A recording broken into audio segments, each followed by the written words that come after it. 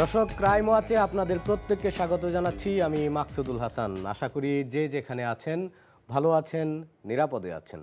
একটি নয়, দুটি নয়, এমনকি 10টিও নয়, হাতে গুনেও শেষ করা যাবে না। ভাবছেন এমন সংখ্যার ধাঁধায় রাখছি কেন আমরা? রাব্বি হোসেন চৌধুরী ওরফে জাকির ব্যাপারী নাকি এতগুলো বিয়ে করেছেন। বিয়ের নামে 286টি মেয়ের সাথে প্রতারণার অভিযোগ রয়েছে জাকিরের বিরুদ্ধে। নিজেকে তৈরি পোশাক খাতের বড় কর্মকর্তা পরিচয় দিয়ে নারীদের প্রলোভন দেখানো, স্বর্ণালংকার আর লাখ লাখ টাকা হাতিয়ে নেয়ার পর সম্পর্ক ছিন্ন, আবার অন্য কোনো নারীকে ফাঁদে ফেলার চক্রান্ত। জাকির ওরফে রাব্বি কি শুধু মানুষ নাকি অন্য কিছু? এবারের ক্রাইম ওয়াচে সেই মানুষরূপী হায়ানার কুকর্মের তথ্যানুসন্ধান করেছেন আমাদের বিশেষ প্রতিনিধি শফিক শাহীন।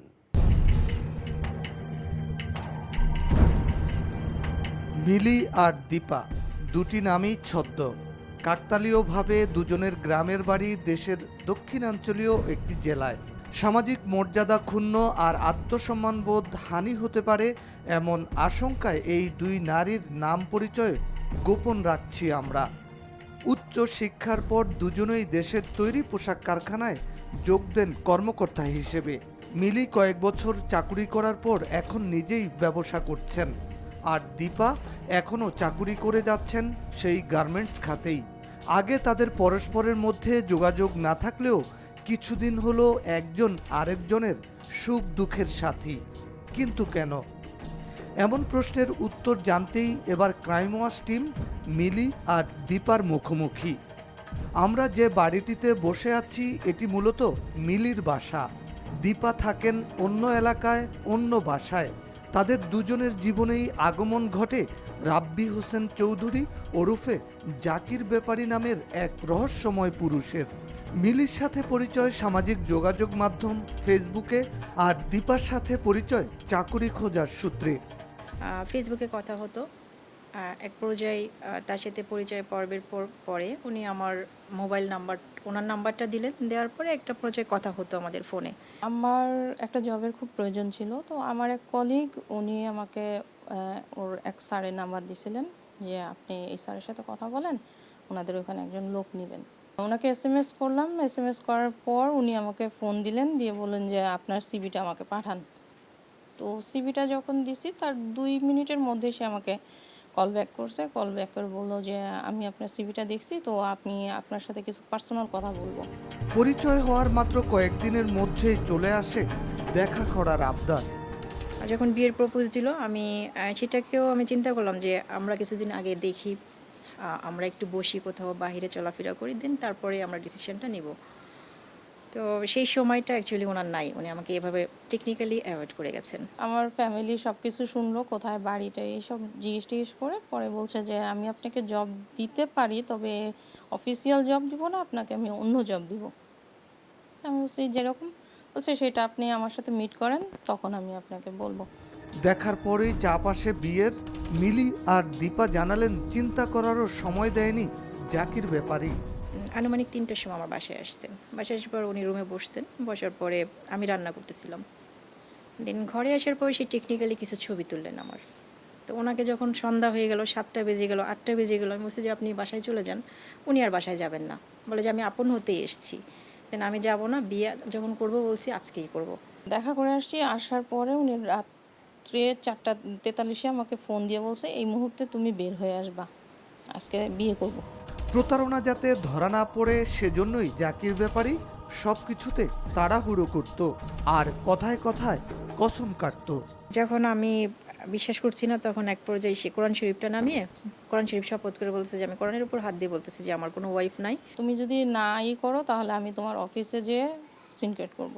আর তোমার অ্যাড্রেস তো আমার আছেই, বাড়ির অ্যাড্রেস আমার কাছে আছে, আমি তোমার না হলে তোমার বাড়িতে যাব। তো ওই টাইমটা আর কি মানে চিন্তা করে উঠতে পারতেছি না কি করব, মাথায় কিছুই খেলতেছে না যে এরকমভাবেই বলতেছে, এটা কোন ধরনেরই। তার এমন ফাঁদে পা দিয়ে প্রথমে বিয়ে করেন দীপা, তারও 2 বছর পর মিলি। তবে গল্পটা একই। বিশ্বাসের জায়গাটা সে তৈরি করে নিল তার ভাই বোনদের সাথে কথা বলার পরে। এরপরে যখন আমি তাকে যেতে বলি যাচ্ছে না, তখন সে কাজী ডাকলো, তার সিন্ডিকেটের কাজীদের সে বিয়েটা পড়াবে এই জন্য। তো দুজন ভদ্রলোক আসলেন, একজন কাজী আর একজন হুজুর। এসে কোনো ভলিউম আনে নাই। তা আমি বললাম যে কাবিন করতে গেলে তো একটা রেজিস্ট্রেশন ভলিউম থাকে, তেমন আমাকে প্রাইমারি স্টেজে আমরা বৈধতা অর্জন করি, আমরা হুজুর এখন আর্তটা করে দিয়ে যাক, আমরা রেজিস্ট্রেশনটা করে নিব 2 দিন পরে বা 1 সপ্তাহ পরে ফ্যামিলির মাধ্যমে। বিয়ে তো বললেই হয় না, বিয়ে তো কোনো অনেক ফর্মালিটি আছে, তো আমি এইভাবেই করতে পারবো না। তো উনি তখন ওনার ফোন দিল, দিয়ে কাজী নিয়ে আসলো, আরেকটা লোক ছিল, আর ওনার এক ড্রাইভার ছিল কামাল নামে। এই 3 জন আসলো, এসে ওখানেই বিয়ে পড়ালো। কৌশল হিসেবে স্ত্রীদের নিজের বাড়িতে না নিয়ে প্রথমে শ্বশুর বাড়িতে যাওয়ার চাপ দেয় রাব্বি ওরফে জাকির। বাবাকে এখনই বলবা, বলে তোমাদের বাড়িতে আগে যাব, আমার বাড়িতে যাব না। তাকে বুঝে ওঠার কোনো শক্তি আমার মধ্যে ছিল না ওই টাইমটাতে। পরে এক পর্যায়ে আমি রাজি হয়ে গেলাম যে ঠিক আছে চলো বাড়িতে যাই। বিয়ে পড়ানোর পর ওই দিনই আমাদের বাড়ি গেল। শ্বশুরবাড়ি যাওয়ার আগে ও পরে দীপা আর মিলির কাছ থেকে নগদ অর্থ ও স্বর্ণালঙ্কার হাতিয়ে নেয় জাকির। 1 সপ্তাহের মধ্যে দিলাম হচ্ছে 50,000, তারপরে দিলাম 2 লাখ, তারপরে আবার প্রেশার ক্রিয়েট শুরু করলো। টোটাল আমার থেকে 3,60,000 টাকা নিয়েছে। আর গহনা? গহনা নিয়েছে 2 ভরি। আমার কাছ থেকে চেন নিচ্ছে, আংটি নিচ্ছে, আর টাকা, ক্যাশ টাকা প্রায় 3 লাখের মতো।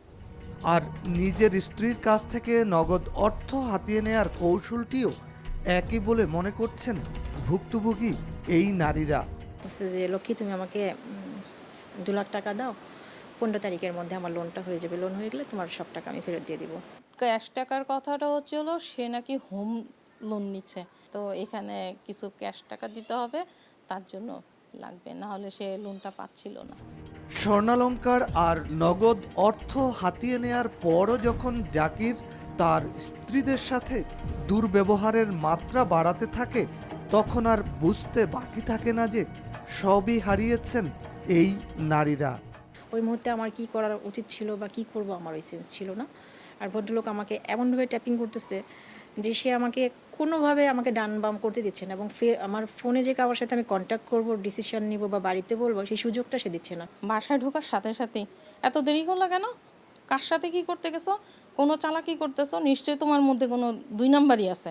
আমাকে এইভাবে মেন্টালি করতেছে, আর মানে কারোর সাথে কোনো জিনিস যে শেয়ার করব সেই জিনিস সুযোগটা দিচ্ছে না। দীপা প্রতারণার শিকার বছর 2 আগে, আর মিলি এ বছরের মাঝামাঝি সময়ে। দুজনের মধ্যে দীর্ঘদিন যোগাযোগ না থাকলেও রাব্বি ওরফে জাকিরের প্রতারণা ধরা পড়ল কিভাবে?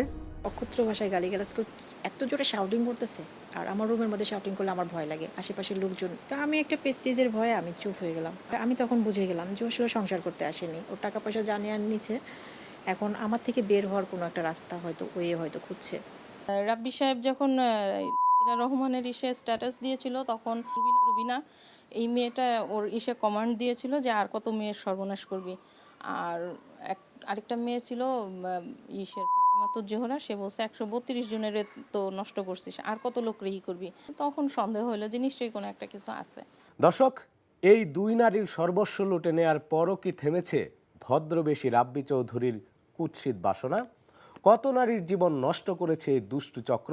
দেখতে চান? পোশাক আর চালচলনে অভিজাত ও ধনাঢ্য ভাব দেখালেও নারী লোভী রাব্বি চৌধুরী ওরফে জাকির ব্যাপারীর ভেতরটা খুবই কুৎসিত। সামাজিক যোগাযোগ মাধ্যমে প্রতিষ্ঠিত নারীদের সাথে পরিচয়ের পর তাদের সাথেই চরম অসামাজিক আচরণ করেছেন মানুষরূপী দুপাওয়ালা পশুটি। শত নারীকে প্রতারণার ফাঁদে ফেলার কৌশলটিও ছিল অভিন্ন। সব হারা নারীদের দুঃখগুলোও যেন একই সূত্রে গাঁথা, আর সেই দুঃখের খলনায়ক প্রতারক জাকির ব্যাপারী। ধূপদুরস্ত রাব্বি চৌধুরী, তার টার্গেট ছিলেন সমাজের প্রতিষ্ঠিত নারীরা। কথার মোহে ফেলে এ ব্যক্তি প্রথমে তরুণীদের সঙ্গে বন্ধুত্ব করতেন, পরে বিয়ের প্রলোভন দেখিয়ে ধর্ষণ। এখানেই শেষ নয়, এরপর শুরু হতো দ্বিতীয় পর্ব, ভয়ভীতি দেখিয়ে ভুক্তভোগীদের কাছ থেকে অর্থসহ মূল্যবান সম্পদ হাতিয়ে নেয়া। একজন বা দুজন নয়, 286 তরুণীর সর্বনাশ করে তাদের সর্বশান্ত করে ছেড়ে দিয়েছে পুরুষ নামের কলঙ্ক রাব্বি চৌধুরী। আংটিটা নেওয়ার পরে 4,000 টাকা নিল, বিকাশে 2,000 টাকাও আমি তাকে তুলে দিলাম। দেওয়ার পরে সে নিয়ে চলে গেল, বললো যে আমি রাতে ফিরবো। চলে গেলে রাতে আর সে ফিরল না। যে কোনো বিষয়, একটা সিগারেট খাবে তাও আমার কাছ থেকে টাকা নিচ্ছে। বলছে আমি ইসে যাব, উত্তরা যাব, আমার কাছে রিক্সা ভাড়া নাই, হুট করে চলে আসছি, টাকা দাও। তো এই জিনিসগুলো আমার মানে খুব পেইন দিচ্ছে। সামাজিক যোগাযোগ মাধ্যম ফেসবুক, মোবাইল ফোন ও ব্যক্তিগত যোগাযোগের মাধ্যমে ভুক্তভোগী নারীরা একে অপরে জানতে পেরেছেন কিভাবে একের পর এক জাকির ব্যাপারী তাদের জীবনে সর্বনাশ ডেকে এনেছেন। ওনার এসে দেখলাম প্রোফাইলে ছবি দিয়েছেন, ছবি দিলে তখন আমিও আবার উনাকে কমেন্ট করছেন যে আপু এই লোকটা কে। উনি করছে কি সাথে সাথে ব্লক করে দিছে, ব্লক করে আমাকে ফোন করছে, দিয়ে বলতেছে দেখো আমি নাদিরকে বিয়ে করছি। হঠাৎ করে আরেকদিন শেফালি নামের একটা মেয়ে ফোন দিছে, দিয়ে বলতেছে আপু এই ব্যাপারে এই লোকটা তো এরকম করতেছে। তাহলে একজন হলো কুমকুম আর এক নুপুর নুপুর নামের আইডি, বলছে রাব্বি সাহেব তো এই দুজনকে পটাইতেছে। সবার সাথে একই ধরনের প্রতারণা। ওর মূল উদ্দেশ্য হচ্ছে মেয়েদের শরীর, ফার্স্ট থিং শরীর, তারপরে টাকা, তারপরে গহনা। আর শরীরটা নেওয়ার একটাই উদ্দেশ্য হচ্ছে ফিজিক্যালি রিলেশন। সেই টাইমটাতে সে ভিডিও করে, আর এই ভিডিওটা ভাইরাল করার হুমকি দিয়ে দিয়ে বাকি টাইমটাতে আরও টাকা সে নেয়। বের হলে খালি লাগে, নানান জনে নানান কথা বলে যে গার্মেন্টসের মেয়েরা আর কত ভালো হবে, গার্মেন্টসের মেয়েরা এইগুলোই তো করে, এটা কোনো ব্যাপার নাকি, ওরা তো আজকে একজন ধরে কালকে আরেকজন ধরে, এ ধরনের কথা শুনতে হয়। বিয়ের নামে প্রতারণার শিকার হওয়া এই দুই নারী মিলি ও দীপার মাধ্যমে ক্রাইম ওয়াচ টিম যোগাযোগ করে প্রতারণার শিকার আরও বহু নারীর সাথে। পারিবারিক ও সামাজিক মর্যাদাহানির আশঙ্কায় অনেকেই প্রকাশ্যে কথা বলতে রাজি হননি। মোবাইল ফোনে কথা হয় সেসব নারীদের সাথে। কিভাবে নারীদের মোহে ফেলেছিল জাকির ব্যাপারী। ওর মানে ইতি নামের একটা বোন ছিল, ঠিক আছে, ও আমার ফেসবুকের ফ্রেন্ড ছিল। তো ওর সাথে আমি একদিন দেখা করতে যাই, সন্ধ্যার দিকে দেখা করতে যাই। দেখা করতে গিয়ে ওখান থেকে রাব্বি আমার সাথে ছবি উঠাই। আমি যদি ওকে বিয়ে না করি দেন এই ছবিটা ভাইরাল করবে, মানে আমার ফ্যামিলি পর্যন্ত কি করবে। মিলি আর দীপার মতো তাদের কাছ থেকেও স্বর্ণালংকার আর নগদ অর্থ হাতিয়ে নেয় জাকির ব্যাপারী। আমার হাতে ছিল সয়ানি সোনার একটা আংটি, ওইটাও মানে আমার হাত থেকে খুলে নেয়। আমার কাছে নগদ লাখখানিক মতো টাকা ছিল, সেই টাকাগুলো ও নিয়ে নেয়। মানে পুরোটা আমার ব্ল্যাকমেলের উপর যাচ্ছে। মানে ও যেভাবে আমি বলতেছে ঠিক সেমটাই আমি করতেছি। 10,000, 5,000, 20,000, 50,000 এভাবে করে প্রায় 3,65,000 টাকার মতো নিচ্ছে। এই এক ভরি একানা স্বর্ণ ও নিয়ে নিচ্ছে। মোবাইল নিচ্ছে দুইটা, একটা 22,000 টাকা দামের আর একটা 10,500 টাকা দামের। প্রতারণার ফাঁদ পেতে তরুণীদের সর্বস্ব লুটে নিতে জাকিরের রয়েছে একটি বিশাল সিন্ডিকেট। সংঘবদ্ধ ওই চক্রে রয়েছে নকল কাজী ও বিয়ে পড়ানো হুজুর। চক্রটিকে সহযোগিতা করত রাব্বির দুই বোন ইতি ওরফে সুমনা ও পারুল। এমনকি রাব্বির স্ত্রী শাপলা ওরফে রাত্রির বিরুদ্ধেও একই অভিযোগ ভুক্তভোগী নারীদের। তবে এসব অভিযোগ অস্বীকার করেন ইতি, পারুল ও শাপলা। একটা নাটক সাজালো, বাদল ভাই আমাকে ফোন দিয়ে খুব কড়া কড়া কথা বললো যে এই মেয়েটা ভালো না, ঠিক আছে ওকে রেখে চলে আসো। তখন আমি বলছি যে আপনি এগুলো বলতে পারেন না, আর উনি আমাকে ছেড়ে চলে যাবেন, উনি আপনাদের বাড়িতেও নিল না। আপনারা এখনো বাড়িতে না নিয়ে আপনি কিভাবে বুঝলেন যে আমি খারাপ মেয়ে? আর আপনি আপনার ভাই নিজে জোরপূর্বক এই কাজটা করেছে, করার পরে আপনারা ফোনে আমাকে কনভিন্স করেছেন, করার পরে এখন কেন বলছেন যে আমরা খারাপ মেয়ে? ওর মানে সহযোগিতায় আসে হচ্ছে ওর ছোট বোন মানে ইতি, মানে এক এক সময় এক এক রকম মানে ইয়েতে ইন্ট্রোডিউস করতো। আমার মনে হয় রাব্বির মানে সহযোগিতার জন্য বেশ কিছু লোক, আর মেনলি ওর হচ্ছে এর অবদান হচ্ছে ওর ওয়াইফ। আমি বাইরে পরে শুনতে পারছি যে ওর ওয়াইফ নাকি এটা ওকে মানে সহযোগিতায় থাকে। না না, এলে মিথ্যে কথা, এলে সব মিথ্যে কথা। এলে মিথ্যে কথা বলছে না, এলে গুনাহ করে কথা বলছে আমার নাম দিয়েছে। মানুষের চক্রান্ত করিয়ে এইরকম করছে। অসম্ভব। তারা বলতে পারে ঠিক আছে, তারা একটা লোকের ধরাইছে ঠিক আছে, কিন্তু এর ভিতরে আমার কোনো হাত নেই। এটা কখনো হবে না। কখনো কোনো মোবাইলে কোনো মেয়ের সঙ্গে আমি কখনো কোনো কথা বলিনি। কুৎসিত বাসনা চরিতার্থ হয়ে যাওয়ার পর সেই পুরনো চেহারায় জাকির ব্যাপারী সিন্ডিকেট। অন্তরঙ্গ ছবি সামাজিক যোগাযোগ মাধ্যমে ছড়িয়ে দেওয়ার হুমকি দিয়ে দূরে সরিয়ে দেওয়া হতো ভুক্তভোগী নারীদের। ওর তো ভিডিও আছে আমার কাছে, বেশি বাড়াবাড়ি করলে এটা ইউটিউবে ছেড়ে দিব। এবং আমাকে অনেকবার হুমকি দিয়েছে যে তুই যদি বেশি বাড়াবাড়ি করিস আর তোর কারণে যদি আমার ডিস্টার্ব হয় তাহলে আমি কিন্তু এটা ফেসবুকে ছেড়ে ভাইরাল করব, ইউটিউবে ছেড়ে দিব। সমাজে মুখ দেখাতে পারবি না, রাস্তায় নামাই ছাড়বো তোকে। তুমি যদি আমাকে ডিভোর্স লেটার না পাঠাও, তাহলে আমি এই ছবিগুলো তোমাদের ইসে দিয়ে দেব, তোমার অফিসে দিয়ে দিব। তার যেখানেই যাও না কেন, কোথাও তুমি চাকরি করতে পারবে না। বিকৃত মানসিকতার ধূর্ত এ প্রতারক জাকিরের প্রতারণার শিকার রাজধানীর গুলশান, উত্তরা, মিরপুর, বাড়িধারা, মালিবাগ, দক্ষিণখান, খিলগাঁও সহ বিভিন্ন এলাকার বহু নারী। তারা প্রত্যেকেই জাকিরকে শনাক্ত করে তাকে প্রতারক হিসেবে চিহ্নিত করেছেন। ভুক্তভোগী নারীদের মাধ্যমে পাওয়া গেছে জাকিরের 3টি বিয়ের কাবিন সহ তার প্রতারণায় ব্যবহৃত অসংখ্য ছবি, ফেসবুকের চ্যাটবক্সে কথোপকথনের স্ক্রিনশট ও ভিডিও ক্লিপ। দর্শক, পাপ নাকি বাপকেও ছাড়ে না। শতনারীর সর্বস্ব লুটে নেয়ার পরও কি অধরায় থেকে যাবে জাকির ব্যাপারী, নাকি তার পাপের বোঝা আরও ভারী হতে থাকবে? লালমনিরহাটের জাকির ব্যাপারী ঢাকায় এসে যিনি রাব্বি চৌধুরী বনে যান। নামে যেমন পরিবর্তন আসে, তেমনি পরিবর্তন আসে চরিত্রেও। শত নারীকে পথে বসিয়ে দেওয়ার অভিযোগ তার বিরুদ্ধে। শত নারীর ভিড়ে আসল স্ত্রী দাবিদার রাত্রি ওরফে শাপলাও তো উল্টো ভুক্তভোগী নারীদের দুষলেন। আর জাকিরের ভাই বোনেরা দাবি করলেন সবই ষড়যন্ত্র। সত্যি কি তাই? কোরবানির ঈদের দিন যে বিয়ে করা যায় সেটিও করে দেখালেন রাব্বি চৌধুরী নামধারী জাকির ব্যাপারী। শুধু ঈদের দিন নয়, ভোর রাতেও কোনো কোনো নারীকে বিয়ে করার জন্য ঘর থেকে বের হয়ে আসতে বলেন। শবে বরাতের রাতেও শপথ করে বিয়ের অভিনয় করেছেন পুরুষ নামের কলঙ্ক রাব্বি চৌধুরী। দিন দাওয়াত নিলেন, তো ওনাকে যখন সন্ধ্যা হয়ে গেল, 7টা বেজে গেল, 8টা বেজে গেল, আমি বলছি যে আপনি বাসায় চলে যান।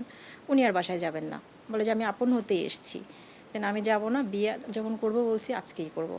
মসজিদে মানে হাত রেখে মসজিদের ওয়ালের সাথে হাত রেখে বলতেছে, তুমি আমাকে বলো এই সবে বরাতের রাতে, তখন একটু সন্ধ্যা পার হয়ে গেছে আর কি, সবে বরাতের দিন মসজিদে অনেক মানুষ আছে, তুমি আমাকে বলো তুমি আমাকে বিয়ে করবা, তুমি আমাকে ঠকাবা না, তুমি আমাকে জীবন সঙ্গী করবা, এরকম।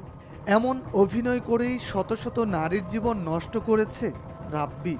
একজন নারীর সাথে বিয়ের অভিনয় শেষ হওয়ার পর যখন অন্য নারীর সাথে নতুন করে প্রতারণা শুরু, তখনই ছোট হয়ে আসে রাব্বির প্রতারণার জগৎ। 8ই নভেম্বর মিলির বাসায় জড়ো হন জাকিরের প্রতারণার শিকার নারীরা।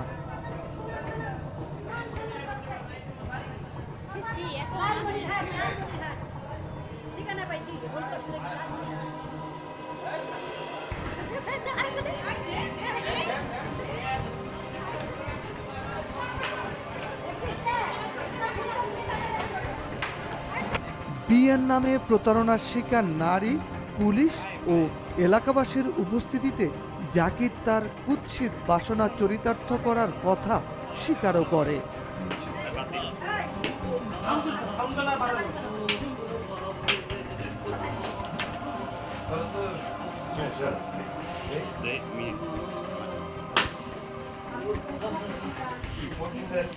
জাকিরের এমন ভয়ঙ্কর খেলায় সহযোগী তার স্ত্রী শাপলা, বোন ইতি ওরফে সুমনা, পারুল আর বড় ভাই বাদল ব্যাপারী। ইজ্জত হারানো নারীদের এমন অভিযোগের কথা অস্বীকার করেছেন জাকিরের স্ত্রী, বোন আর ভাই। ক্রাইম ওয়াচ টিমের পরিচয় পাওয়ার পর উল্টো তাদের প্রশ্ন, এত তথ্য আমরা জানি কিভাবে? আমি ফাঁসির দড়ি গলায় নেব, কেউ যদি বলতে পারে, একটা লোক যে বলতে পারে যে জাকির হোসেন রাব্বির কোনো কেলেম আছে, নারী সংঘ কি দুর্নীতি কি কোনো পার্টি, আমি রুচি গলায় নেবো, আমি ভাইয়া বললাম। আমার ভাই কিসে শত্রু জনতে আমার ভাই আজকে জেলে, আজ হোক কাইল হোক আমার ভাইয়ের আমরা প্রতিশোধ নিবই। এত কিছু কার কাছ থেকে জানলেন আপনি? আপনারা সাংবাদিক যেহেতু না, আপনারা মনে করেন কত কথা আছে কি না আছে, আপনারা তথ্য খালি বের করতে চাইবেন, দেখতে চাইবেন। ওই মেয়েরা ভালো নাকি? ওই মেয়েরা যদি ভালোই হইতো তাহলে তারা জাস্টিফাই করে দেখতো ছেলের বাড়ি কোথায়, এত বড় একটা ওসা লম্বা স্বাস্থ্য শরীর বেটা, ইয়াং বয়স না, তাদের চেহারা দেখলে মেয়েরা বুঝতে পারে না মেয়েরা কি ছোট? যে মেয়েগুলা ওই যে ওই পদে চলে না, ওরা ওইরকমই, তারা কেন ছেলেদের সামনে পড়ে?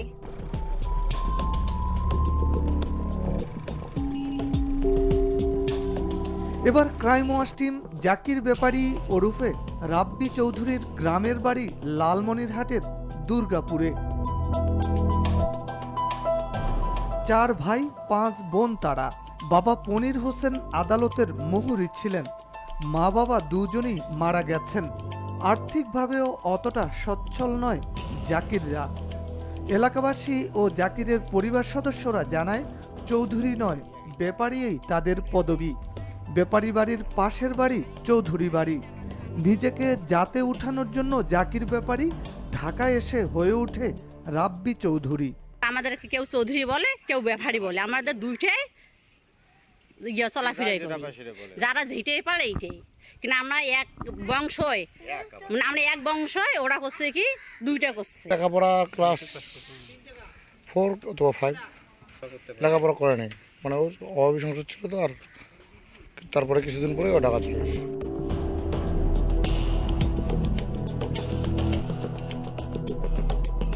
নির্যাতিত নারীদের গণপিটুনি খাওয়ার পর এখন শ্রীঘরে জাকির। ধর্ষণ মামলায় গ্রেপ্তার হলেও তাকে রিমান্ডে আনেনি মিরপুর মডেল থানা পুলিশ। ক্রাইম ওয়াচ টিমের সাথে কথা হয় মামলার তদন্ত কর্মকর্তার। এত নারীর অভিযোগ যার বিরুদ্ধে, তার ব্যাপারে এত নমনীয় কেন পুলিশ? তাহলে কি জাকিরের স্ত্রীর অভিযোগই সত্যি? এত নারীর কাছ থেকে এত স্বর্ণালংকার, এত টাকা পয়সা হাতিয়ে নিয়ে আসলে করেছেন কি? সেগুলো নিশ্চয়ই আপনার কাছে জমা রেখেছেন। অসম্ভব। না না না, আজকে যদি আমার স্বামী এগুলো গড়ে আনতো তাইলে থানায় অবশ্যই আমি টাকা দিতে পারতাম, বুঝতে পারছেন? থানা কি আপনার কাছ থেকে টাকা চেয়েছে? অবশ্যই চেয়েছি। কত টাকা চেয়েছে? চেয়েছিল 10,000 টাকা। কে চেয়েছে? জামিউর সাহেব। প্রতারণার কৌশলটা কি মেয়েরা কিছু? আচ্ছা, আমি এই সম্পর্কে কিছু বলতে পারবো না, কারণ প্রতারণার কোনো অভিযোগ হয়নি। এটা ধর্ষণের মামলার অভিযোগ হয়েছে এবং এটা আমি তদন্ত করতেছি। ঘটনা সত্যি তো পাওয়া গেছে। ও দীর্ঘদিন ধরে প্রায় 4-5 মাস ধরে বাসা আসে, যাওয়া আসা করে, এবং সে নাকি তার যে মৌলবীটাকে আর কি বিয়ে করছে, কোনো কাবিন টাবিন করেনি। সঠিক সংখ্যা বলতে পারবো না, তবে আমি স্পটে 4-5টা মেয়ের সাথে আমার সাথে দেখা হয়েছিল। তারা সবাই বলছে আমি ওর ওয়াইফ। আমরা কেউ বলছে কাবিন মৌলী বিয়ে করছে, কেউ বলছে যে তারা মৌলবীটাকে বিয়ে করছে, এইভাবে। দর্শক, একজন নারী হেরে গেলে হেরে যায় তার মা বাবা, ভাই বোন, আত্মীয় স্বজন, প্রত্যেকেই শিকার হন নরক যন্ত্রণার। সেখানে শত নারীর জীবন নিয়ে খেলেছে একদল মানুষরূপী হায়না। এমন হায়নাদের থেকে সতর্ক থাকুন, সতর্ক রাখুন। আপনার আশপাশে ঘটে যাওয়া কিংবা ঘটতে পারে এমন কোনো অপরাধের কথা আমাদের জানান। আপনার পরিচয় গোপন রেখে ক্রাইম ওয়াচ টিম হাজির হবে আপনার দেখানো পথে। মুখোশ খুলব অপরাধীদের। আমাদের সাথে যোগাযোগের ঠিকানা প্রযোজক ক্রাইম ওয়াচ, এনটিভি, বিএসসিসি ভবন, 7ম তলা, 102 কাজী নজরুল ইসলাম অ্যাভিনিউ, কারওয়ান বাজার, ঢাকা 1215। আমাদের ইমেল করতে পারেন crimewatch@ntvbd.com। ফেসবুকে আমাদের পাবেন facebook.com/crimewatchntv এই ঠিকানায়। আর পুনরায় অনুষ্ঠানটি দেখতে ভিজিট করুন www.ntvbd.com। এছাড়াও এনটিভির জনপ্রিয় সব অনুষ্ঠান ও খবরের আপডেট জানতে ভিজিট করুন আমাদের ইউটিউব ও ভেরিফাইড ফেসবুক পেজ। এবার বিদায় নেবার পালা। সবাই ভালো থাকুন, নিরাপদে থাকুন। অপরাধ ও তার শেষ পরিণতি জানতে দেখুন ক্রাইম ওয়াচ।